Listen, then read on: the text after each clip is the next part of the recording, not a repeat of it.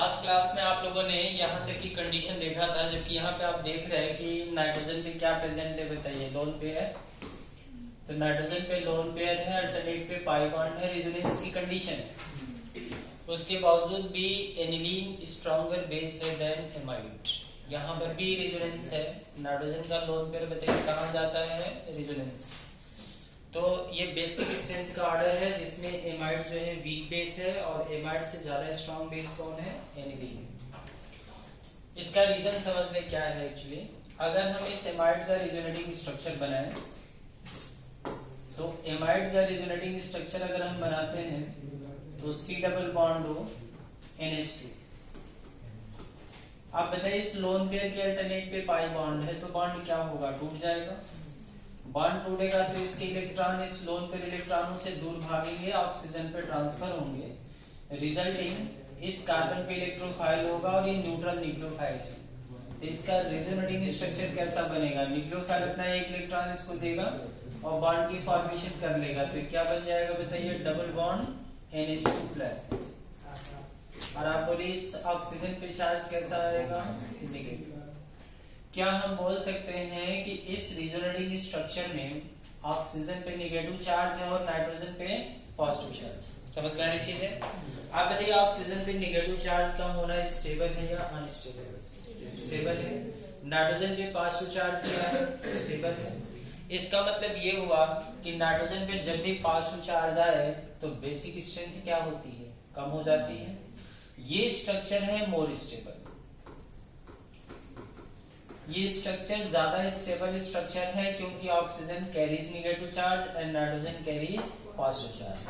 तो नाइट्रोजन पे positive charge आने की वजह से इसकी बेसिक स्ट्रेंथ एनिलीन से भी कम हो जाती है। समझ में आ रही चीज है, तो इसे आप नोट डाउन कर लीजिए, ठीक है।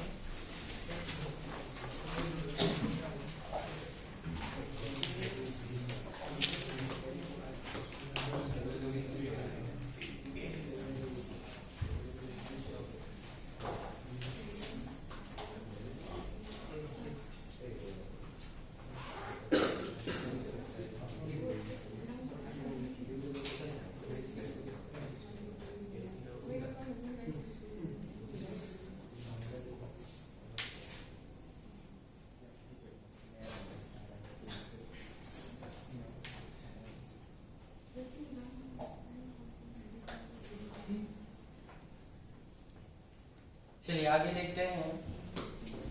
अगर हम प्राइमरी, सेकेंडरी और टर्शियरी एमीन्स की बात करें तो मैंने यहाँ पे लिया है। अब हम देखने जा रहे हैं सबसे पहले एमाइन्स को। तो यहाँ पर हमने लिखा है RNH2, ये हमने लिखा है RNHR, और यहाँ पे लिखा हुआ है RNR। ध्यान दीजिए, इसमें बताइए कौन सी प्राइमरी एमीन है, ये वाली प्राइमरी एमीन्स है। सेकंड को क्या बोलेंगे, सेकेंडरी एमीन्स, और वो क्या है, टर्शियरी एमीन। जब नाइट्रोजन से एक R अटैच होता है तो प्राइमरी, 2 R अटैच हो सेकेंडरी, 3 R अटैच हो तो टर्शियरी। अगर हम गैसियस फेज में देखें तो R का बताइए कैसा इफेक्ट होता है, प्लस आई क्या क्रिएट करेगा, माइनस।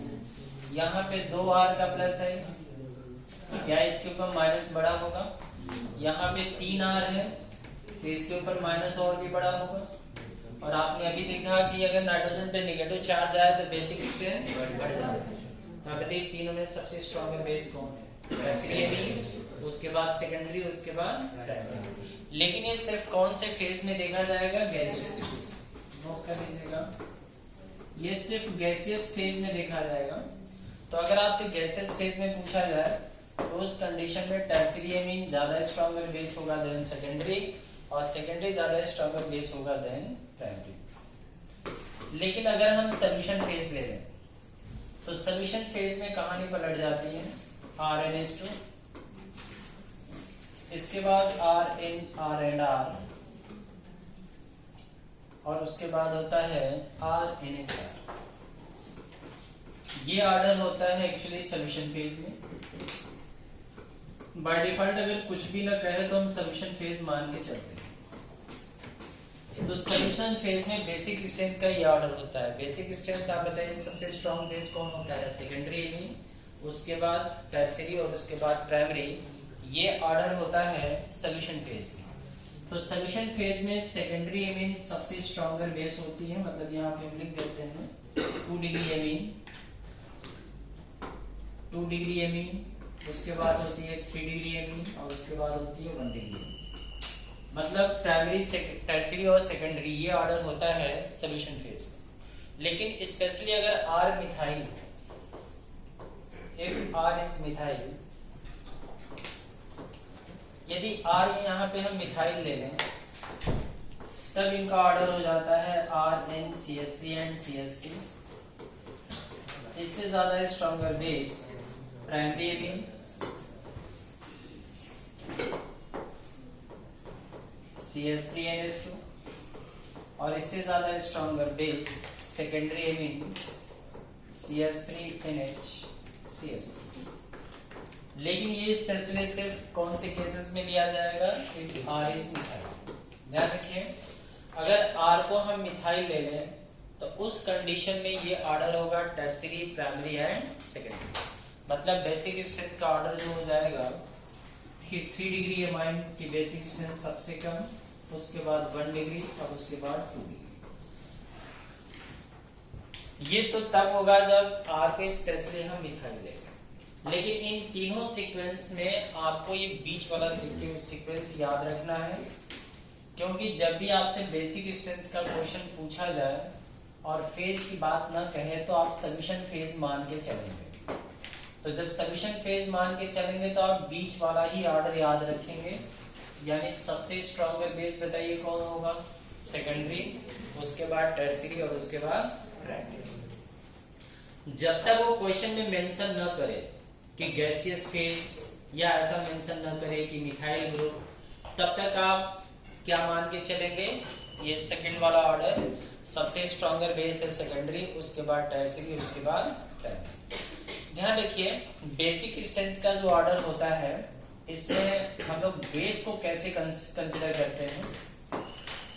जैसे मान लीजिए हमने RnH2 लिया है, तो RnH2 आप देखिए एक तरह का बेस है। नाइट्रोजन पे क्या प्रेजेंट है? Lone pair. लुईस बेस आपने पढ़ा कि जो अपने लोन पेयर का डोनेशन करे उसे हम क्या बोलते हैं? Lewis base. तो नाइट्रोजन पे क्या प्रेजेंट है बताइए? Lone pair. और ये अपने लोन पेयर का डोनेशन कर सकता है तो ये लुईस बेस है। लेकिन ये अगर अपने लोन पेयर का डोनेशन करता है H+ सॉल्यूशन फेज में बताइए कौन सा आयंस प्रेजेंट होगा? H+। अगर ये H+ को अपना लोन पेयर डोनेट करता है तो ये न्यूक्लियोफाइल से एक इलेक्ट्रॉन इसको देगा, फिर दूसरा देके सीलिंग करेगा, बॉन्ड की फॉर्मेशन करेगा। तो अगले स्टेप में अगर हम देखें तो नाइट्रोजन से 2 हाइड्रोजन तो ऑलरेडी अटैच है। अब इसने अपना एक इलेक्ट्रॉन इसको पहले दिया, फिर दूसरा देके शेयरिंग करेगा। तो जब एक देगा तो ये न्यूट्रल है, एक देगा तो इसके ऊपर चार्ज आएगा पॉजिटिव, और एक एक इलेक्ट्रॉन की शेयरिंग करके बॉन्ड की फॉर्मेशन कर लिया। तो यहाँ पे अगर हम देख रहे हैं तो ये बन गया है केटायन। अब ध्यान रखिए, ये केटायन जितना ज्यादा स्टेबल होगा यह उतना ही स्ट्रॉन्गर बेस होगा। जो RnH2 है वो H+ को एक्सेप्ट कर रहा। ब्रांस्टेड बेस में आपने पढ़ा था कि जो H+ को एक्सेप्ट करे वो क्या होता है? ब्रांस्टेड बेस। और जो लोन पेयर इलेक्ट्रॉन डोनेट करे वो क्या होता है? Lewis base. समझ में आ रही चीजें? तो यहाँ पर RnH2 में जो NH2 है, नाइट्रोजन जो लोन पेयर इलेक्ट्रॉन है ये H+ को एक्सेप्ट भी कर रहा और इलेक्ट्रॉन भी डोनेट कर रहा। तो हम बोल सकते हैं कि यहाँ पर ये कैसे काम कर रहा है? लुईस बेस की तरह। और कैसे काम कर रहा है? ब्रांस्टेड बेस की तरह। अब इस H+ को जितनी आसानी से एक्सेप्ट करेगा उतना ही स्ट्रॉन्गर बेस होगा। ये बात समझ में आ रही है? तो आसानी से अगर H+ को एक्सेप्ट कर रहा है तो स्ट्रॉन्गर बेस है। और H+ को आसानी से एक्सेप्ट कब करेगा? जब बनने वाला केटायन क्या होगा? More stable. अगर बनने वाला केटायन मोर स्टेबल है तो उस कंडीशन में ये H+ को आसानी से एक्सेप्ट कर लेगा, क्योंकि H+ को एक्सेप्ट करने के बाद अगर बना हुआ केटायन ज्यादा स्टेबल हो रहा है इसका मतलब है कि वो H+ को आसानी से एक्सेप्ट कर लेगा और वो स्ट्रॉन्गर बेस माना जाएगा। समझ में आ रही चीजें? तो उस कंडीशन में ध्यान रखिए, जब ये बन जाएगा और इसको अगर आपने सोल्यूशन फेज में रखा है तो वाटर का जो OH होगा, जैसे वाटर में निगेटिव पार्ट क्या होता है, अगर हम वाटर में देखें तो वाटर में निगेटिव पार्ट होता है ऑक्सीजन, क्योंकि इलेक्ट्रॉन किधर भाग रहा है, ऑक्सीजन की तरफ, तो इस पे पार्शियल निगेटिव और इन दोनों हाइड्रोजन पे पार्शियल पॉजिटिव। तो वाटर के केस में पॉजिटिव पार्ट होता है हाइड्रोजन और निगेटिव पार्ट होता है ऑक्सीजन। तो अब ये जो हाइड्रोजन है ये वाटर के कौन से पार्ट से कनेक्टेड होगा हाइड्रोजन बॉन्डिंग के द्वारा, ऑक्सीजन से। किससे कनेक्टेड होगा बताइए, ऑक्सीजन से। उसी तरह से ये भी हाइड्रोजन जो आप देख रहे हैं ये भी ऑक्सीजन से कनेक्टेड होगा हाइड्रोजन बॉन्डिंग के द्वारा, और ये भी हाइड्रोजन ऑक्सीजन से कनेक्टेड होगा हाइड्रोजन बॉन्डिंग के द्वारा। बताइए कितने हाइड्रोजन बॉन्ड दिख रहे हैं आपको इसमें, 3 हाइड्रोजन बॉन्ड है। क्या हम बोल सकते हैं कि 3 हाइड्रोजन बॉन्ड का होना और साथ में इस R का प्लस आई इफेक्ट, कैसा इफेक्ट होता है, प्लस आई इफेक्ट, बताइए इसके ऊपर क्या क्रिएट करता है, माइनस। तो इसके चार्ज को क्या किया, कम किया, पॉजिटिव चार्ज को कम किया, तो बेसिक स्ट्रेंथ को क्या किया, बढ़ाया। समझ में आ रही चीज। तो एक तो यहाँ पर हाइड्रोजन बॉन्डिंग होने की वजह से मोर स्टेबल है, क्योंकि ये 3 हाइड्रोजन बॉन्ड की वजह से इसकी स्टेबिलिटी बढ़ गई, और साथ में इस R के प्लस आई इफेक्ट की वजह से भी इसकी बेसिक स्ट्रेंथ क्या होती है, बढ़ जाती है। समझ में आ रही चीजें। लेकिन ध्यान रखिए जैसे जैसे R बढ़ता जाएगा, जैसे R अगर हम एक R और लगाते हैं तो इस R का इस वाटर पे रिपल्सन भी बढ़ता है। समझ में आ रही चीजें। जो एल्काइल ग्रुप है उसका वाटर पे रिपल्सन बढ़ता है, जिसको हम बोलते हैं SH2H2O। क्या बोलते हैं उसको, SH2H2O, मतलब स्टेरिक हिंड्रेंस टू H2O। तो जैसे जैसे R बढ़ता जाएगा तो R बढ़ेगा तो वाटर पे क्या बढ़ता जाएगा बताइए, रिपल्सन। और वाटर पे अगर रिपल्सन बढ़ता जाएगा तो ये वाटर हाइड्रोजन बॉन्ड नहीं बनाएगा, मतलब इसके पास नहीं आएगा। मतलब अगर यहाँ पे एक R हम और ले लें तो उस कंडीशन में अगर एक R और ले लेंगे तो क्या बन जाएगी, सेकेंडरी एमीन। तो सेकेंडरी एमीन के केस में वाटर पे रिपल्सन क्या होगा, डोमिनेंट हो जाएगा। समझ में आ रही चीज है। अब वाटर पे रिपल्सन अगर डोमिनेंट हो जाएगा तो उस कंडीशन में वहां पे उतनी ज्यादा हाइड्रोजन बॉन्डिंग नहीं होगी, तो उसकी स्टेबिलिटी थोड़ी कम हो जाएगी। मेरी बात समझ में आ रही है। तो चलिए इसको आप बना लीजिए। क्या चीज, क्या पूछ रहे हैं, लास्ट स्टेटमेंट। अभी मैंने यही बताया, यहाँ पे 2 बातें मैंने बताया कि देखिए ये एमीन H+ को एक्सेप्ट करने के बाद जो केटायन बनेगा ये जितना ज्यादा स्टेबल होगा ये उतना ही ज्यादा स्ट्रॉन्ग बेस होगा। समझ में आ रही चीजें। तो ये जितना बनने वाला केटायन जितना ज्यादा स्टेबल होगा ये बेस उतना ही स्ट्रॉन्गर होगा, क्योंकि इजिली H+ को एक्सेप्ट करेगा, और इजिली H+ को एक्सेप्ट करेगा तो बनने वाला केटायन उतना ही ज्यादा स्टेबल होगा। और स्टेबल अगर होगा तो स्टेबल होने के लिए ही तो ये H+ को एक्सेप्ट करेगा, तो ये स्ट्रॉन्गर बेस की कैटेगरी में आएगा। और इसकी स्टेबिलिटी 2 बातों पे डिपेंड करेगी। इसकी स्टेबिलिटी 2 बातों पे डिपेंड करेगी। पहला, यहाँ पे जो हाइड्रोजन बॉन्डिंग है ये 3 वाटर मॉलिक्यूल्स से ये हाइड्रोजन बॉन्डिंग के द्वारा टोटली होल्ड है, और साथ में R का जो प्लस आई इफेक्ट है इसके ऊपर क्या क्रिएट कर रहा है, माइनस। अगर हम एक R और लगा देंगे, समझ में आ रही चीजें, तो 2 R का इसके ऊपर नेगेटिव चार्ज बढ़ेगा तो इसकी बेसिक स्ट्रेंथ क्या होगी, बढ़ जाएगी। समझ में आ रही चीजें। लेकिन वाटर कम हो जाएगा, वाटर पे रिपल्सन कम हो जाएगा, वाटर पे रिपल्सन बढ़ जाएगा। 2 R लगाने से वाटर पे रिपल्सन बढ़ेगा। समझ में आ रही चीज है। तो 2 R जब लगाएंगे तो उस कंडीशन पे वाटर पे रिपल्सन बढ़ जाएगा, और 2 R की वजह से इसकी बेसिक स्ट्रेंथ बढ़ जाएगी। तो secondary amine is more stronger base than primary. तो नोट डाउन कर लीजिए, इससे बनाइए।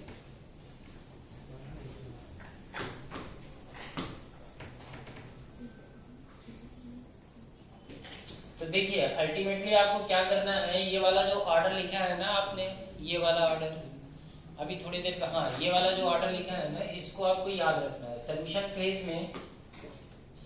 फेज में आप बताइए कौन सा ऑर्डर आपको याद रखना है, प्राइमरी, टर्शियरी और फिर सेकेंडरी। ठीक है ना, इस ऑर्डर को आप याद रखिएगा। तो इसको नोट डाउन कर लीजिए, इसको भी बना लीजिए।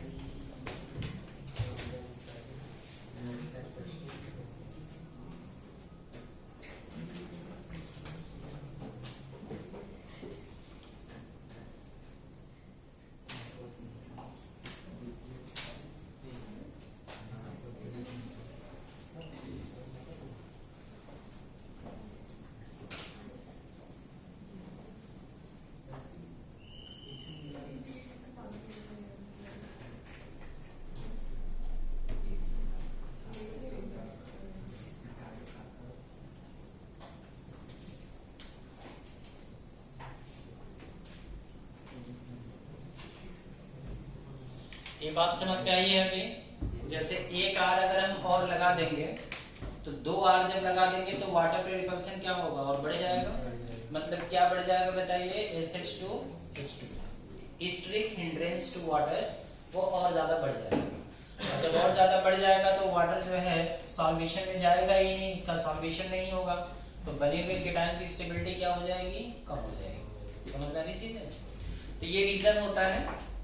बाकी आपको ध्यान ये रखना है क्वेश्चंस बनाने के लिए कि secondary amine is more stronger than tertiary and tertiary is more stronger than primary. जब कुछ भी ना कहे तो आप सॉल्यूशन फेज मान के चलेंगे और सॉल्यूशन फेज में वही बीच वाला ऑर्डर ही याद रखेंगे, ठीक है ना। चलिए क्वेश्चंस देखते हैं, क्वेश्चंस नोट करिए इसमें।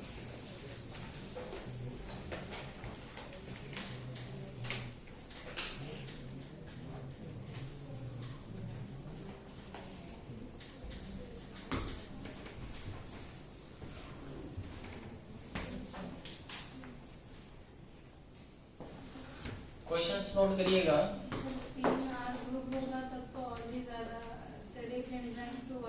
3 आर में ना, तब टर्शियरी एमीन इसलिए तो लेस बेसिक हो जाती है और लेस रिएक्टिव हो जाती है। टर्शियरी एमीन लेस बेसिक है ना, देखिए टर्शियरी एमीन यहाँ पर टर्शियरी एमीन लेस बेसिक है ना देन सेकेंडरी, ये रीजन।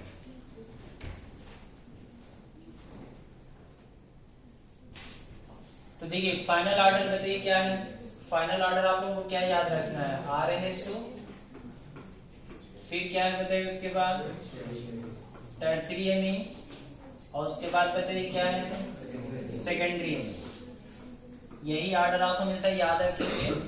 मतलब हम बोल सकते हैं कि प्राइमरी एमीन, उसके बाद फिर टर्शियरी एमीन, और उसके बाद फिर बताइए किसका ऑर्डर है, सेकेंडरी एमीन। मतलब बेसिक स्ट्रेंथ का ये ऑर्डर सॉल्यूशन फेज में आपको याद रखना है। और ध्यान रखेंगे जब भी फेज की बात नहीं करेगा तो हमेशा कौन सा फेज मान के चलेंगे, सॉल्यूशन फेज। जबकि वो आपसे कोई फेज कहेगा, अगर गैसेस फेज कर दिया तो बात अलग है कि अगर सॉल्यूशन फेज बोले नहीं भी बोलेगा तो आप सॉल्यूशन फेज मान के चलेंगे। चलिए क्वेश्चंस लिखिए आप लोग।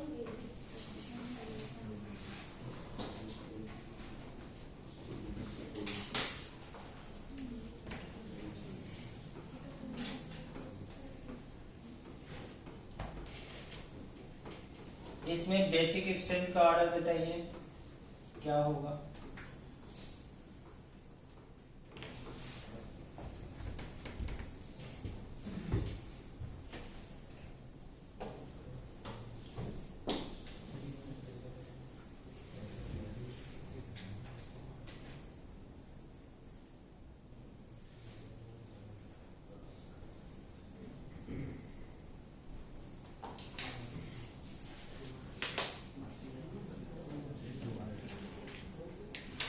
बेसिक स्ट्रेंथ का ऑर्डर बोलिए।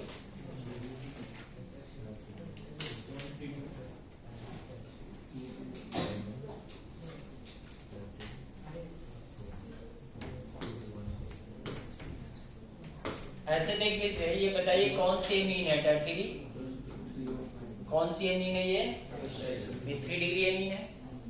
नाइट्रोजन से देखिए 3 कार्बन अटैच है ना, तो 3 डिग्री एमीन होगी। ये बताइए कौन सी एमीन है, प्राइमरी 1 डिग्री एमीन। ये कौन सी है, 2 डिग्री।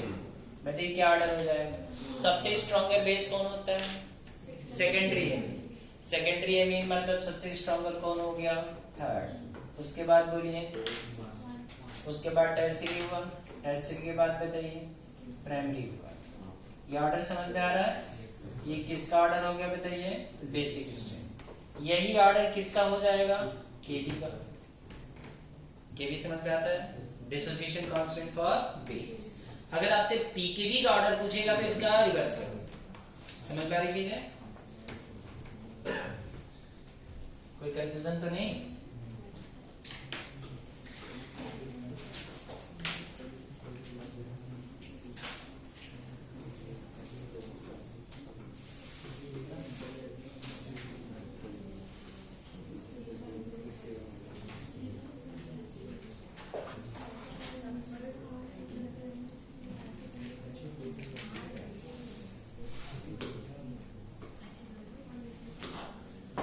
चलिए इसमें ऑर्डर बताइए।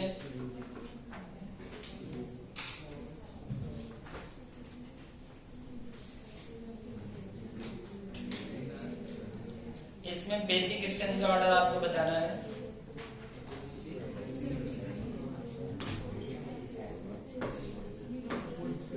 इसको दे देते हैं x, इसको y और इसको z। बताइए बेसिक स्ट्रेंथ का क्या ऑर्डर होगा?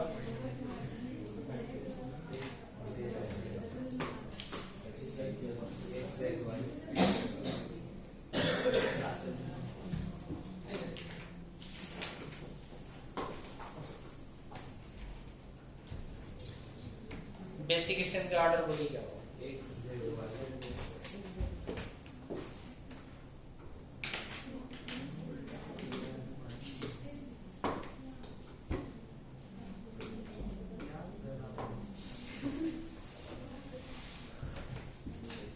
बोलिए क्या ऑर्डर होगा?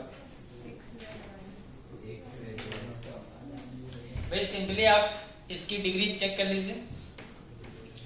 डिग्री चेक करिए, बताइए कौन सी मीन प्राइमरी है, कौन सी सेकेंडरी है, कौन सी टर्शियरी है। ये मीन कैसी है? प्राइमरी। ये मीन कैसी है? टर्शियरी। 3 डिग्री है मीन। ये बताइए 2 डिग्री है भाई। 1 डिग्री, 3 डिग्री, 2 डिग्री। बोलिए सबसे ज्यादा स्ट्रॉन्ग है 2 डिग्री। 2 डिग्री मतलब कौन सबसे ज्यादा स्ट्रॉन्ग है भाई? उसके बाद बोलिए 3 डिग्री Z। उसके बाद बताइए 1 डिग्री मतलब समझ में आ रहा है? अगर ढंग से देखें तो दोनों क्वेश्चन एक ही है। आप उधर वाला क्वेश्चन देखिए, इधर वाला क्वेश्चन देखिए। उस क्वेश्चन, उन 3 क्वेश्चन को मिला करके एक क्वेश्चन बनाएगा। समझ में आया क्या? उसमें प्राइमरी अलग है, सेकेंडरी अलग है, टर्शियरी अलग है। इस एक ही क्वेश्चन में प्राइमरी, सेकेंडरी, टर्शियरी तीनों है। तो दोनों क्वेश्चन सेम है।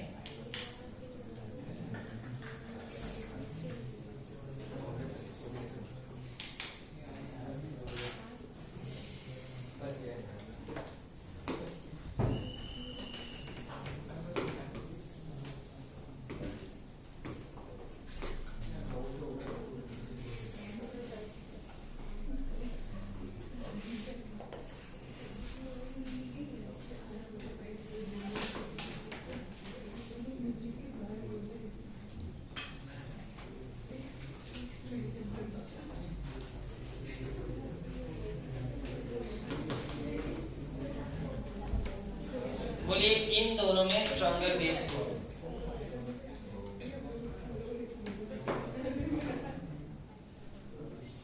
इन दोनों में स्ट्रॉन्गर बेस कौन है बताना है।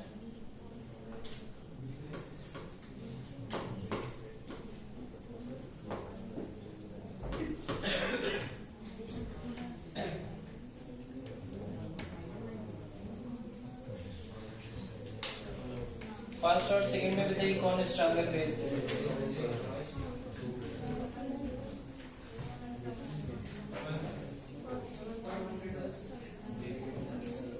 कौन स्ट्रॉन्गर बेस है?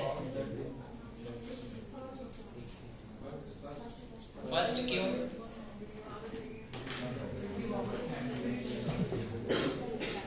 दोनों मीन 3 डिग्री है, ये तो पता है ना सबको। 3 डिग्री अमाइन दोनों है, लेकिन दोनों में डिफरेंस क्या है कि एक साइक्लिक है और एक साइक्लिक नहीं है। तो आप ध्यान दीजिए, यहां पर जो आप देख रहे हैं इसमें होगा sp3 pyramidal inversion. sp3 pyramidal inversion. अब sp3 पिरामिडल इन्वर्जन में क्या होता है कि तीनों R धीरे धीरे नीचे आएंगे और लोन पर इलेक्ट्रॉन ऊपर जाएगा। समझ में आ रही चीज? ये बिल्कुल इस तरीके से होता है।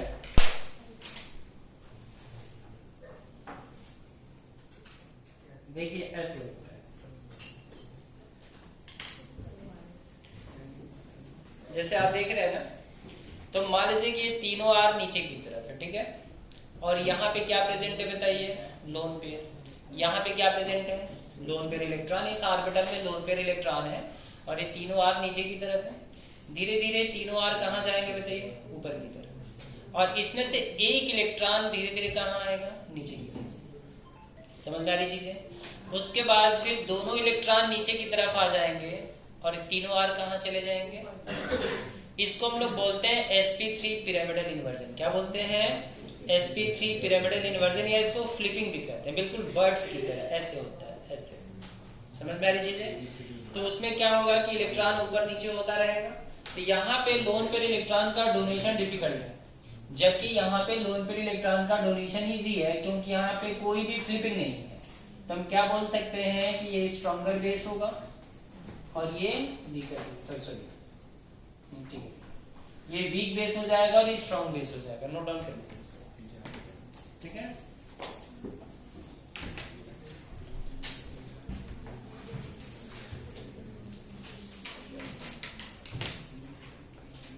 लिख लीजिएगा, if degree of nitrogen is same, if degree of nitrogen is same,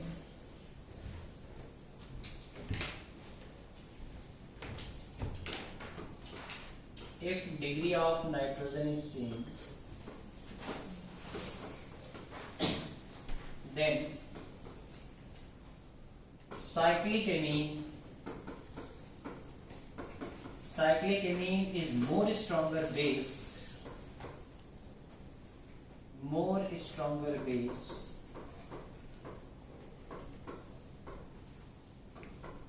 than acyclic amine। जो साइक्लिक एमीन होती है वो ज्यादा स्ट्रॉन्गर बेस होती है then acyclic amine.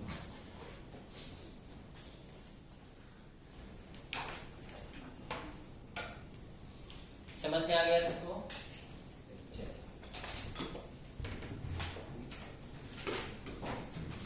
Next question,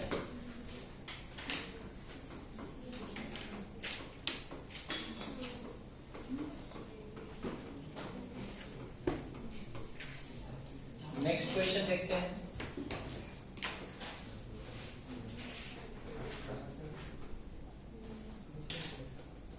चलिए आप बताइए, इन दोनों में कौन स्ट्रॉन्गर बेस होगा? Which one is more stronger base? Degree of nitrogen दोनों में सेम है, दोनों सेकेंडरी है ना, तो फिर क्या करना है? ज्यादा स्ट्रॉन्गर बेस हो, बस लिख लीजिए। कौन ज्यादा स्ट्रॉन्गर बेस है? साइक्लिक।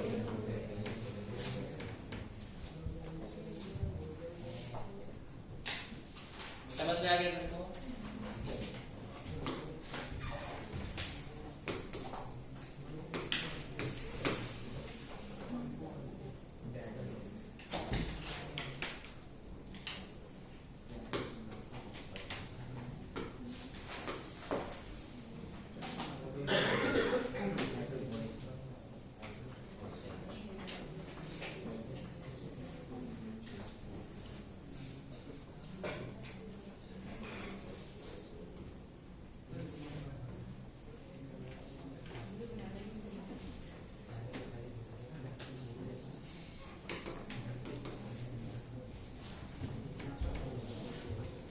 नोट कर लीजिए, which one is more stronger base?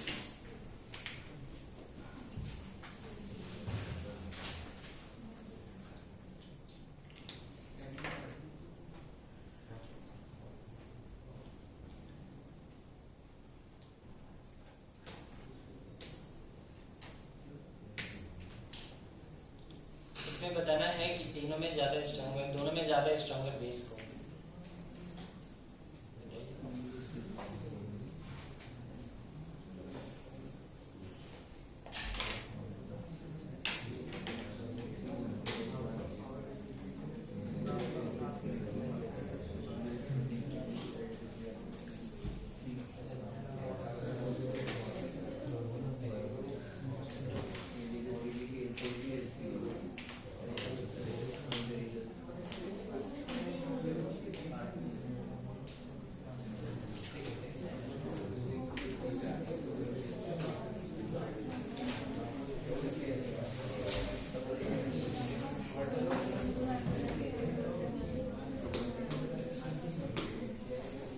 देखिए यहाँ पर आप देखिए अगर हम यहाँ पे देखें तो नाइट्रोजन का कौन सा इफेक्ट होता है, माइनस आई, इसको फिर क्या क्रिएट करेगा, प्लस, जबकि यहाँ पर तो ऐसा नहीं है।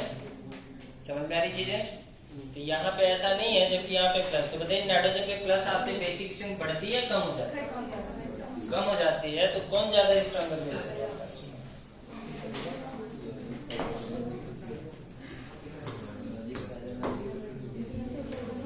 समझ में आ रहा है? नोट डाउन कर लीजिएगा। अगला क्वेश्चन लिखिए।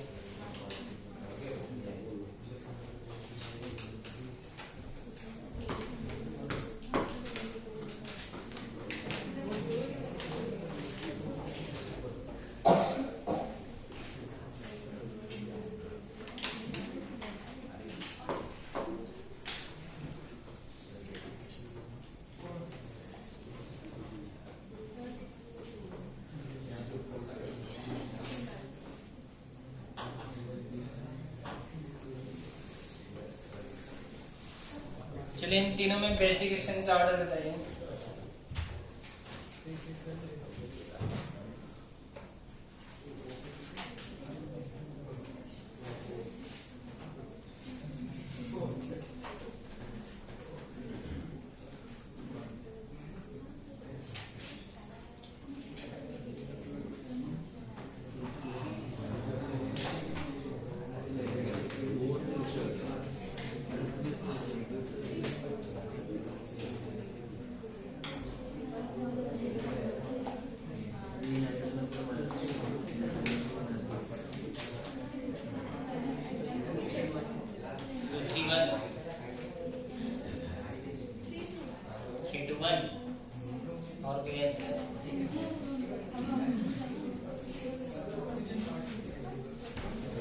कल तो ये क्वेश्चन करवाया भी था आप लोगों को।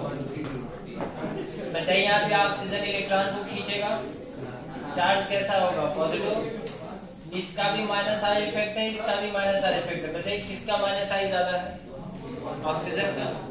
तो इसकी वजह से जो पॉजिटिव होगा वो बड़ा होगा और इसकी वजह से पॉजिटिव छोटा होगा। अब बताइए तीनों में स्ट्रॉन्गर बेस कौन दिख रहा है? फर्स्ट वाला सबसे ज्यादा स्ट्रॉन्गर बेस है, उसके बाद थर्ड के बाद बोलिए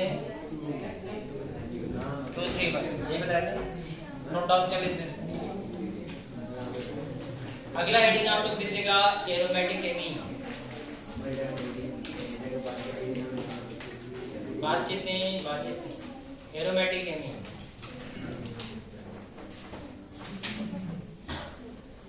अगला हेडिंग आप लोग दीजिए एरोमेटिक एमीन।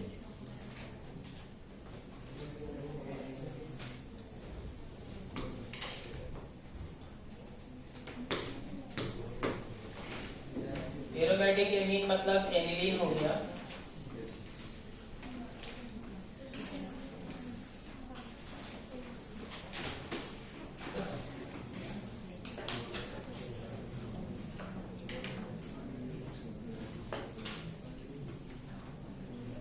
चलिए ध्यान दीजिए, एनिलीन के आर्थो पोजीशन पे कोई भी ग्रुप लगा हो, चाहे वो माइनस आई माइनस है या प्लस आई प्लस है, बेसिक स्ट्रेंथ को कम कर देता है। जबकि कार्बोक्सिलिक एसिड में, बेंजोइक एसिड में क्या था, आर्थो पोजीशन पे कोई भी ग्रुप लगता है तो एसिडिक स्ट्रेंथ को बढ़ा देता है। समझ में आ रही चीज है? तो इस चीज को ध्यान रखिएगा, जब भी आर्थो पोजीशन पे कोई भी ग्रुप लगा हो तो उसकी बेसिक स्ट्रेंथ को कम कर देगा। मतलब इन दोनों में आप बताइए वीक बेस कौन होगा, पहला। ठीक है, लेकिन बेंजोइक एसिड में ऐसा नहीं होता। बेंजोइक एसिड में आप लोगों ने पढ़ा था वहां पे आर्थो इफेक्ट में COOH पे आर्थो पोजीशन पे मान लीजिए CH3 लग गया, तो आप बताइए क्या होगा, इसकी एसिडिक स्ट्रेंथ क्या होगी, बढ़ जाएगी। ये स्ट्रॉन्ग एसिड होगा। समझ में आ रही चीज है? लेकिन यहाँ पे बेसिक स्ट्रेंथ इसकी कम हो जाती है। इसे नोट डाउन कर लीजिए आप लोग ताकि कोई कंफ्यूजन ना रहे।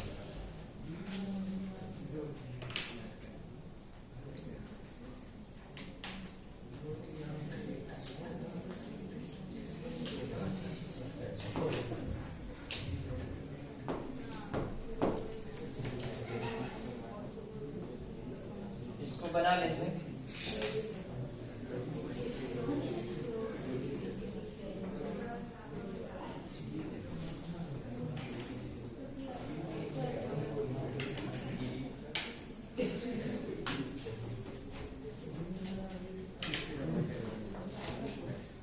चलिए आप बताइए, अगर एनिलीन के रिंग में कोई भी ग्रुप लगा हो, प्लस आई या प्लस इफेक्ट का ग्रुप लगा हो, अगर प्लस आई और प्लस इफेक्ट का ग्रुप लगा हो रिंग के अंदर, तो नाइट्रोजन पे चार्ज कैसा क्रिएट करेगा?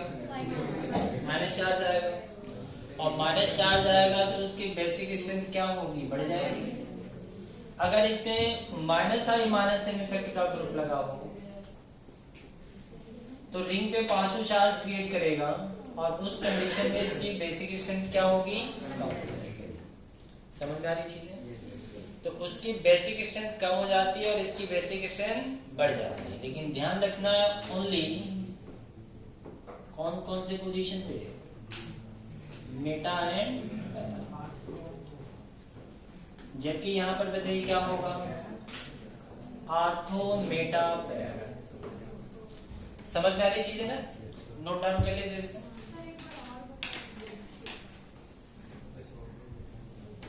मैंने ये बोला कि जब भी एनिलीन के रिंग में प्लस आई या प्लस में इफेक्ट का ग्रुप लगा, तो प्लस आई प्लस में आप लोगों को याद होगा ही अच्छे से, ठीक है? तो जब भी प्लस आई प्लस में इफेक्ट का ग्रुप लगा होगा तो रिंग के अंदर मतलब नाइट्रोजन पे चार्ज कैसा रहेगा? Negative charge. और निगेटिव चार्ज आते ही बेसिक स्ट्रेंथ क्या होगी? बढ़ जाएगी। Negative charge increase the basic strength.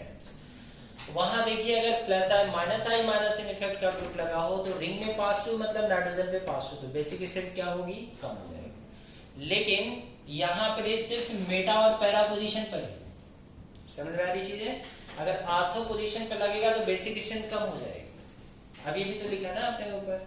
तो वहां पर देखिए एनिलीन के केस में अगर आर्थो मेटा पैरा तीनों में से किसी भी पोजीशन पे अगर माइनस आई इफेक्ट का ग्रुप लगा है तो बेसिक स्ट्रेंथ को कम कर देगा, और आर्थो पोजीशन पे अगर प्लस आई इफेक्ट का ग्रुप लगा है तो भी बेसिक स्ट्रेंथ को कम कर देगा। तो इसीलिए यहाँ पे लिखा है ओनली मेटा एंड पैरा, जबकि यहाँ पे क्या लिखा है? Ortho Meta and para.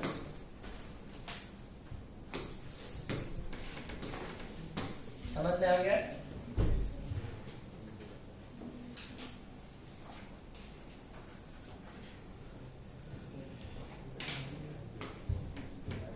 चलिए मैं आपको क्वेश्चन देता हूं।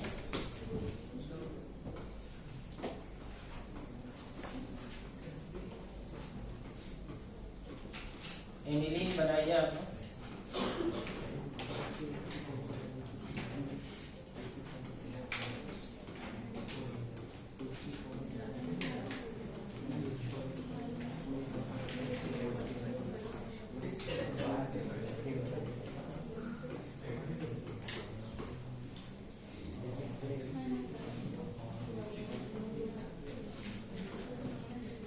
चलिए बेसिक स्ट्रेंथ का ऑर्डर बताइए इसमें।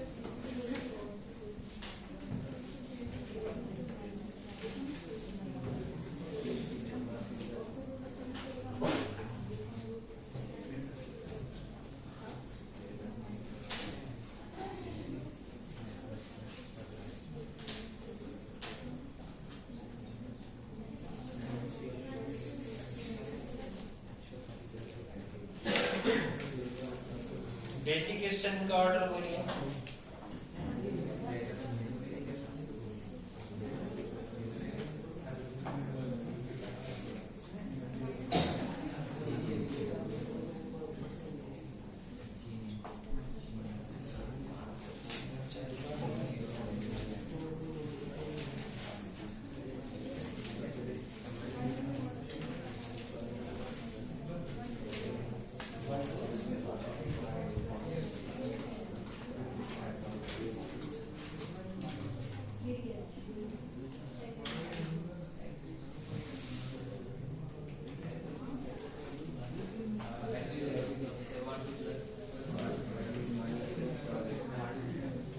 क्लोरीन का आप बताइए सिर्फ कौन सा इफेक्ट देखते हैं?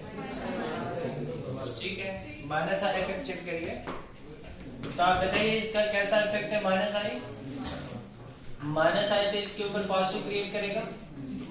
यहाँ माइनस आई थोड़ा कम है, डिस्टेंस बढ़ गई। यहाँ माइनस आई बहुत ही कम है। आप बताइए इन चारों में सबसे ज्यादा स्ट्रॉन्गर बेस कौन है? Fourth. Positive charge decreases the basic strength. सबसे वीक बेस कौन है? फर्स्ट। क्या ऑर्डर होगा? 1 2 3 नेक्स्ट क्वेश्चन।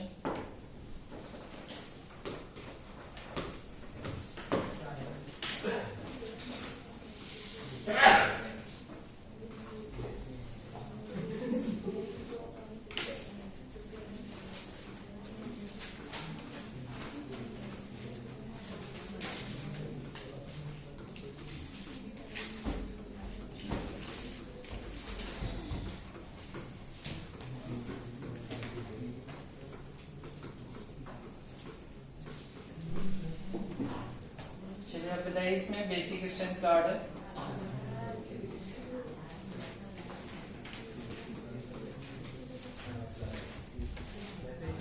बेसिक स्ट्रेंथ का ऑर्डर बोलिए।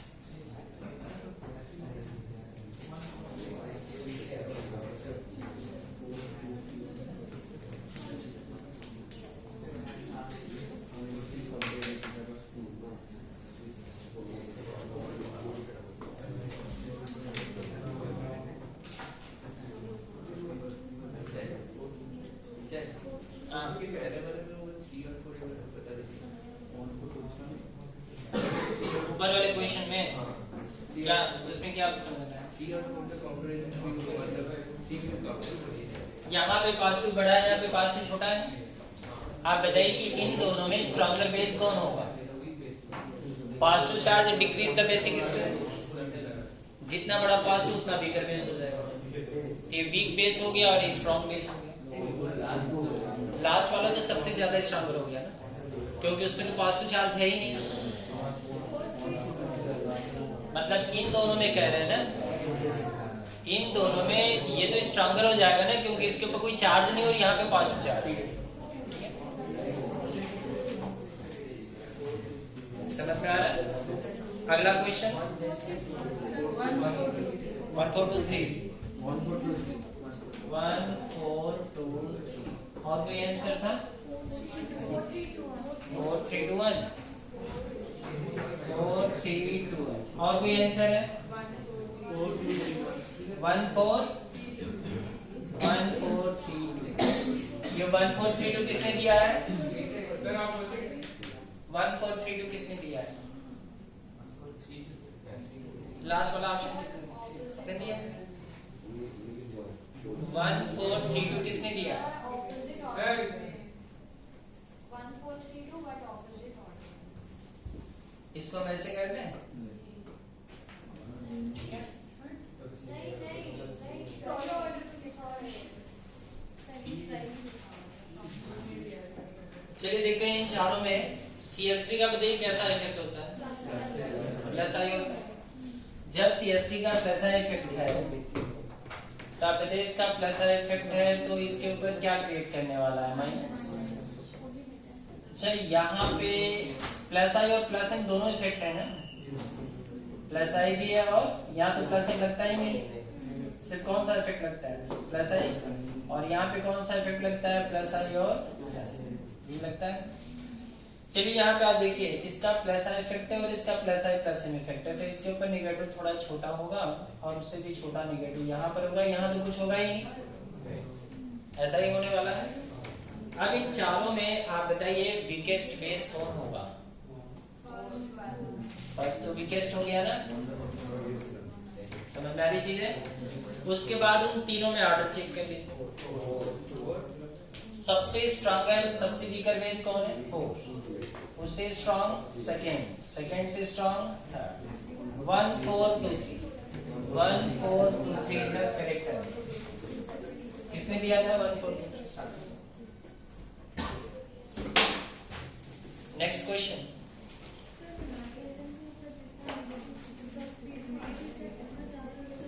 मैंने बोला ना आर्थो पोजीशन पे कोई भी ग्रुप लगा हो बेसिक स्टैंड डिक्रीज हो जाए।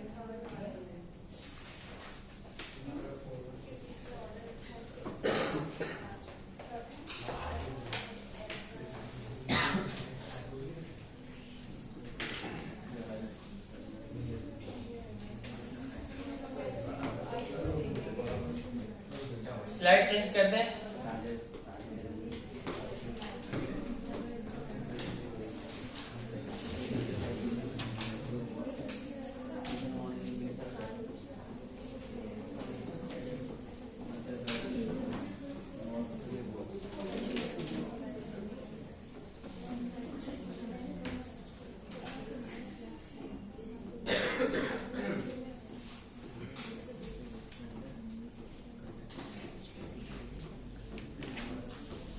सिलेक्ट इन दोनों में स्ट्रॉन्गर बेस कौन है?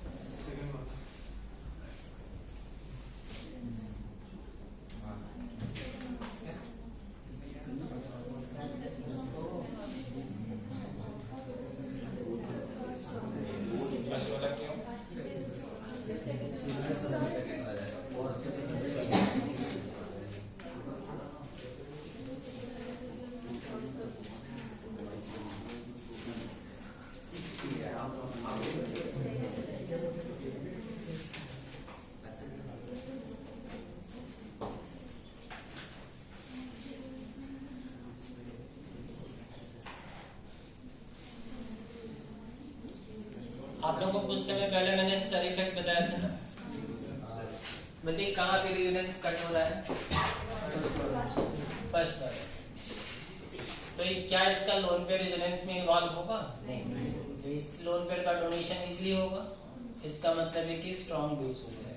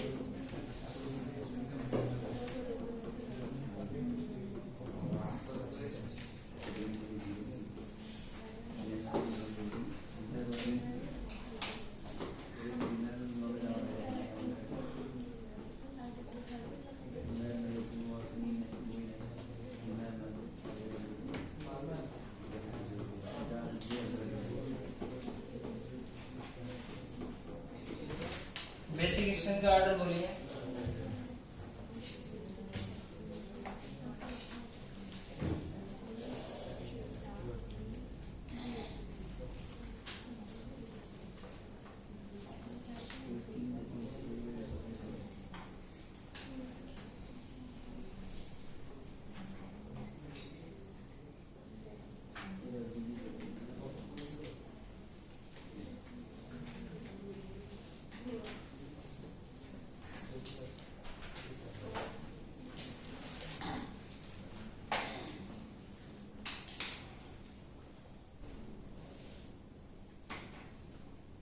बेसिक स्ट्रेंथ का ऑर्डर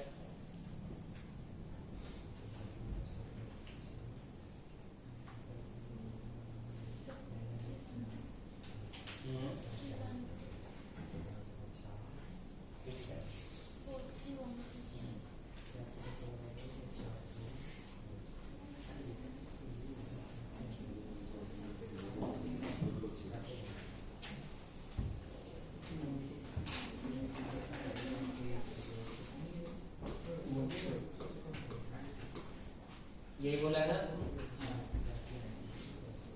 चेक करो क्या ये ऑर्डर सही है। अपोजिट कर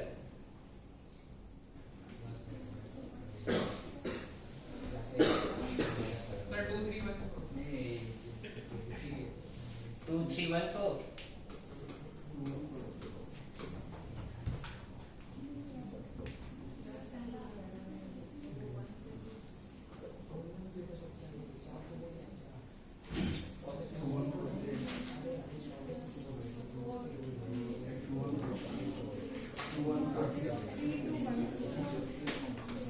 2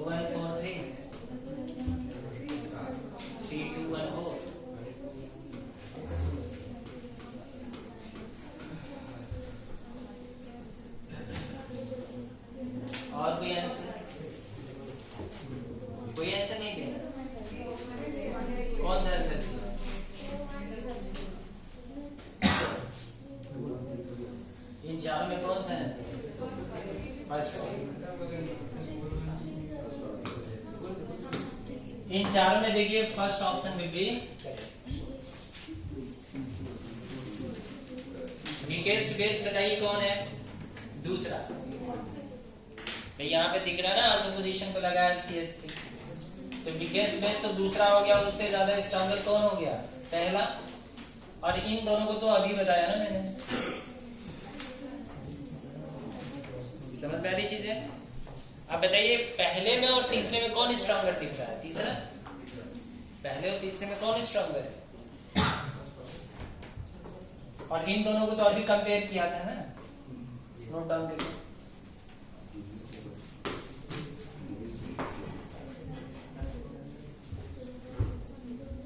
नेक्स्ट क्वेश्चन,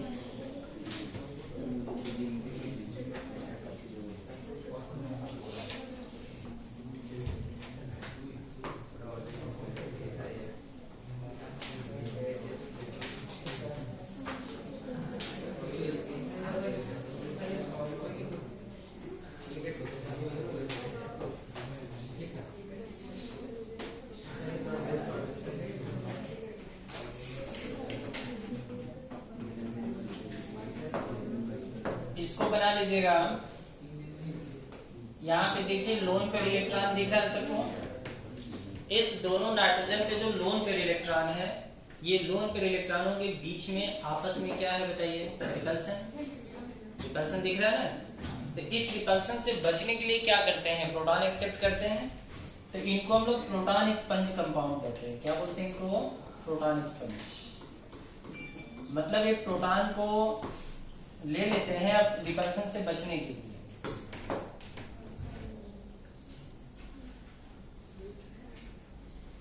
इसको नोट कर लीजिए, ऐसे ही प्रोटॉन स्पंज कंपाउंड है, मतलब है वाटर से H+ को एक्सेप्ट कर लेते हैं, तो इनके बीच का जो रिपल्सन है थोड़ा कम हो जाता है। तो इसे हम लोग प्रोटॉन स्पंज कंपाउंड बोलते हैं। क्या बोलते हैं इसको, प्रोटॉन स्पंज।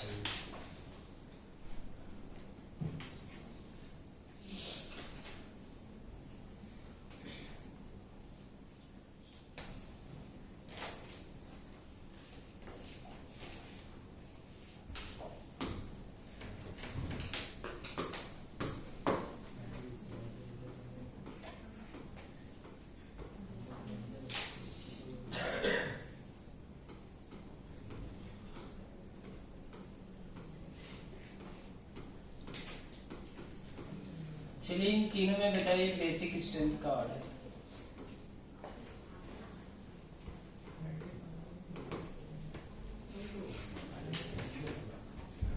बेसिक स्ट्रेंथ का ऑर्डर बताना है।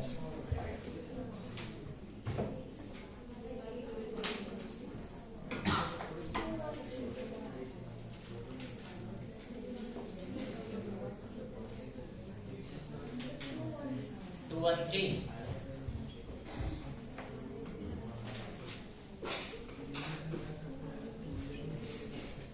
बेसिक स्ट्रेंथ का ऑर्डर इसमें आपको बताना है।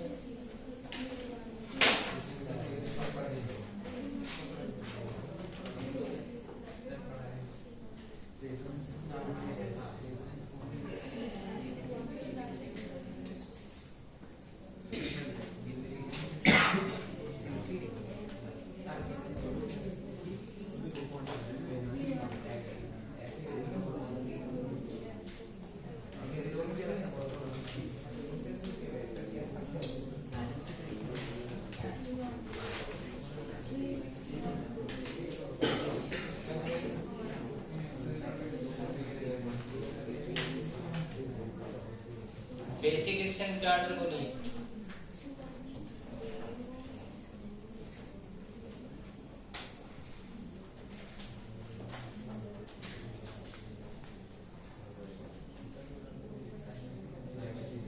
और कोई आंसर?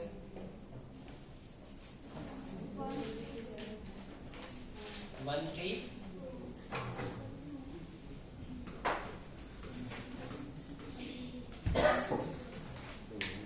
और कोई आंसर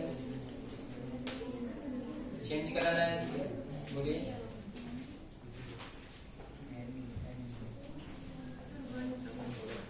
1 1 3 2 ये वाला आंसर है।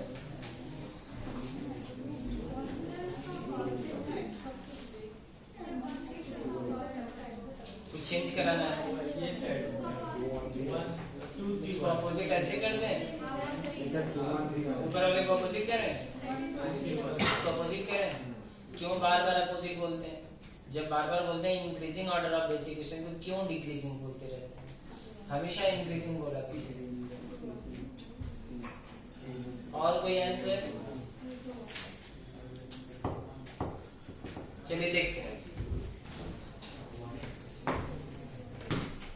कैसे देखेंगे। यहां पर आप ध्यान दे दीजिए, ये जो नाइट्रोजन है, अच्छा यहाँ पे लोन पेयर बताइए कहाँ जा रहा है? रेजोनेंस में। ये लोन पेयर रेजोनेंस में जा रहा है, साथ में एरोमेटिसिटी में भी तो जा रहा है। लोन पेयर की वजह से ये रिंग क्या है बताइए? एरोमेटिक है। तो जो लोन पेयर एरोमेटिसिटी में इन्वॉल्व है, उसकी बेसिक स्ट्रेंथ तो सबसे कम होगी। इसका मतलब है कि इन तीनों में वीकेस्ट बेस कौन होगा? तीसरा। उसके बाद बताइए दूसरा। यहाँ रेजोनेंस के साथ साथ एरोमेटिसिटी भी है, एरोमेटिक कंपाउंड है। तो जब लोन पेयर एरोमेटिसिटी में इन्वॉल्व होता है तो उसका डोनेशन और भी ज्यादा डिफिकल्ट है। नोट डाउन कर लीजिए 3 2 1।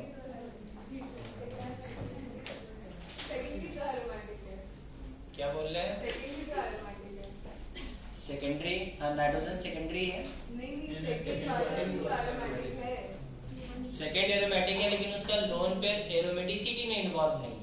मैंने क्या बोला कि यहाँ पे जो एरोमेटिसिटी है, आप देखिए यह रिंग अपने आप में बताइए क्या है?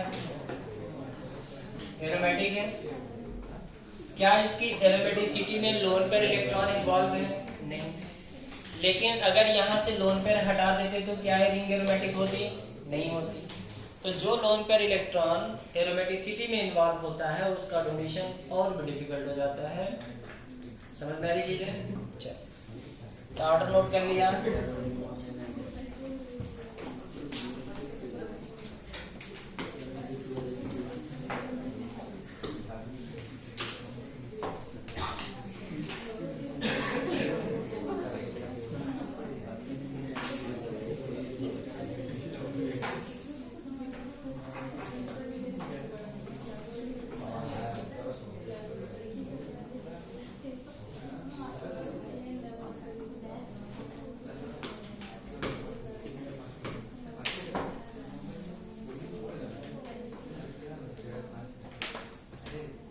इसमें बेसिक स्ट्रेंथ का ऑर्डर बताइए।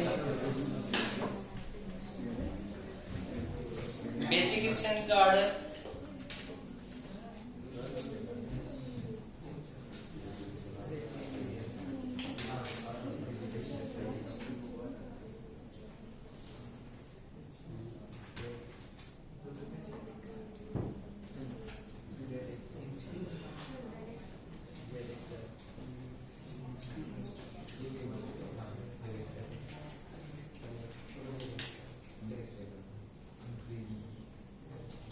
बेसिक स्ट्रेंथ का ऑर्डर बोलिए।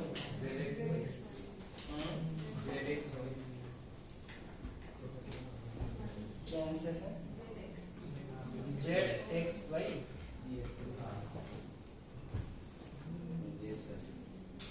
और कोई आंसर?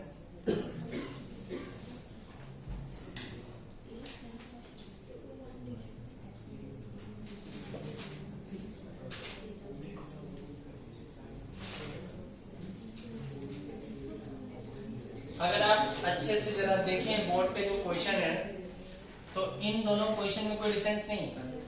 उन तीनों को मिला करके एक क्वेश्चन बनाया गया। आप यहाँ पे देखिए कौन सी 1 डिग्री एमाइन है, ये रेजोनेंस में जा रहा है, ये पिरिडीन वाला एमाइन है, और ये पाइराल वाला है। ये लास्ट में क्या है? पाइराल है।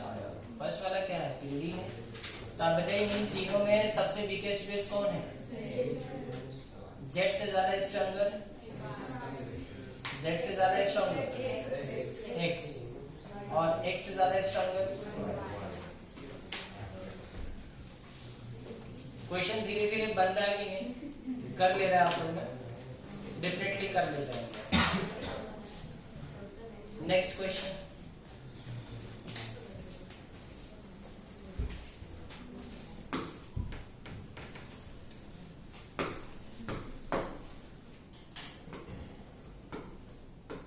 हेडिंग दीजिएगा एमडी।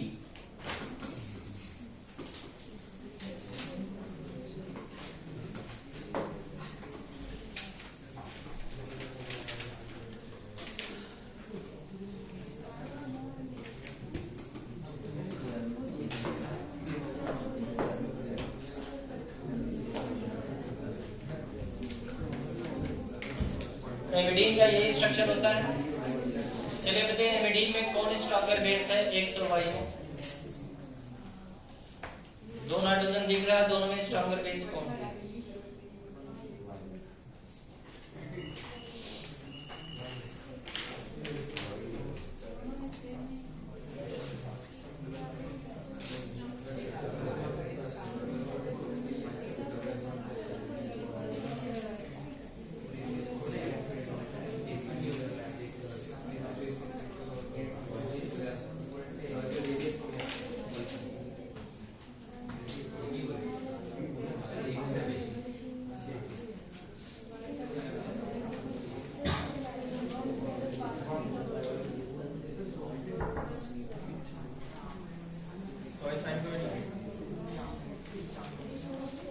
इन दोनों में स्ट्रॉन्गर बेस बताइए कौन?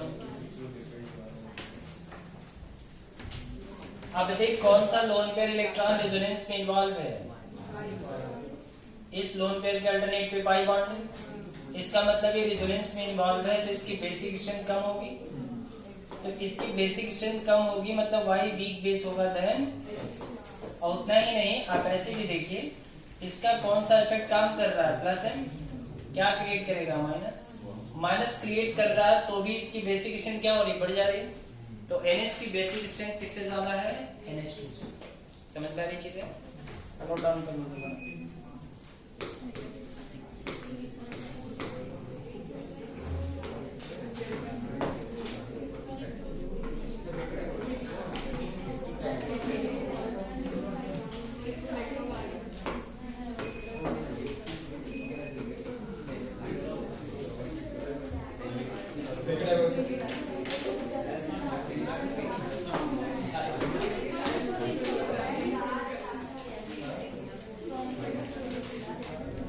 तीनों में बेसिक स्ट्रेंथ का ऑर्डर बताइए।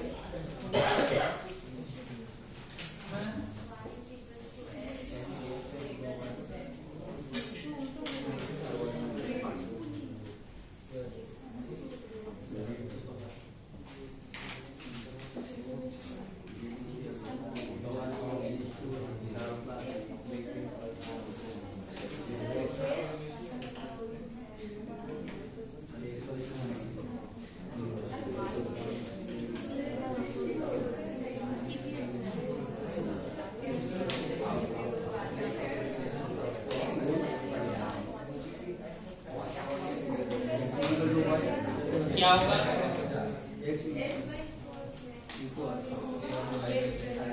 एक्स वाई का सेम होगा।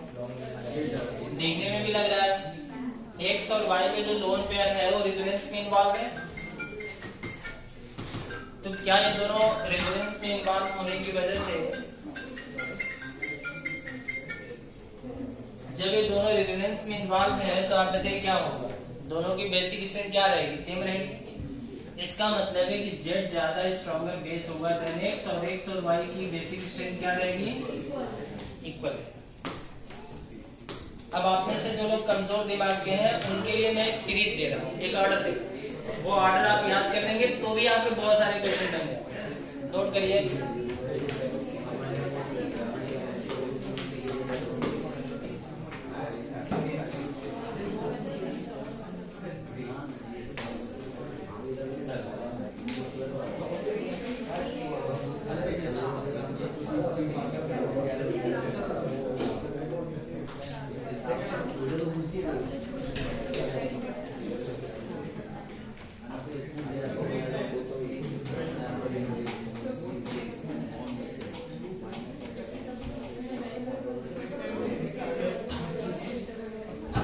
ऑर्डर नोट करिए बेसिक स्ट्रेंथ का।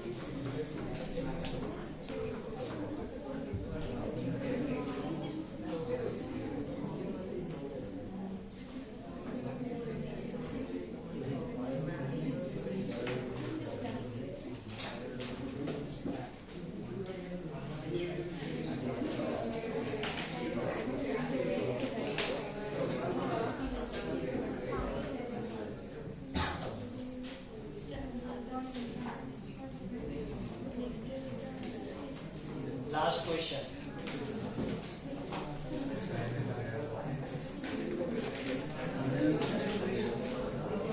दो क्वेश्चन और देंगे, उसके बाद फिर आपका ब्रेक, क्योंकि बीच में नहीं छोड़ा जाता है। भले ब्रेक थोड़ा बढ़ा देंगे।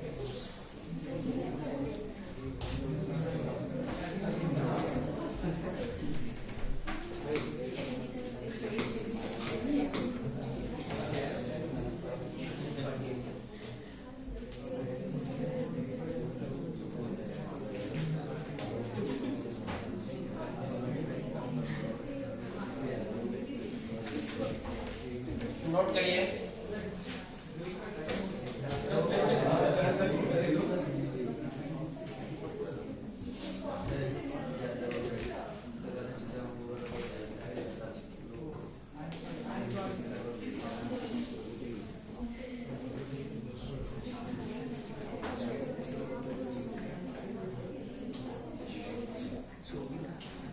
इसमें आपको कोई बेसिक स्ट्रिंग का ऑर्डर बताना है।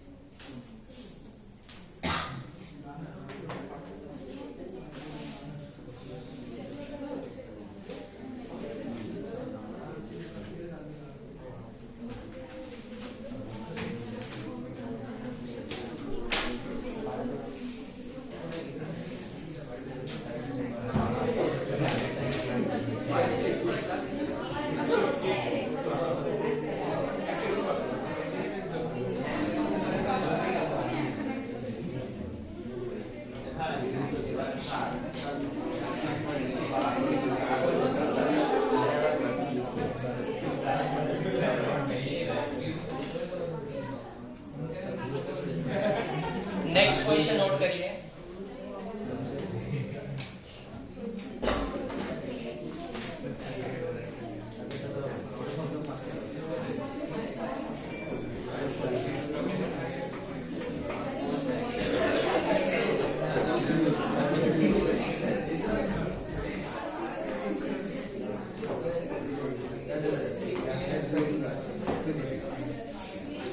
नेक्स्ट क्वेश्चन लिखिए।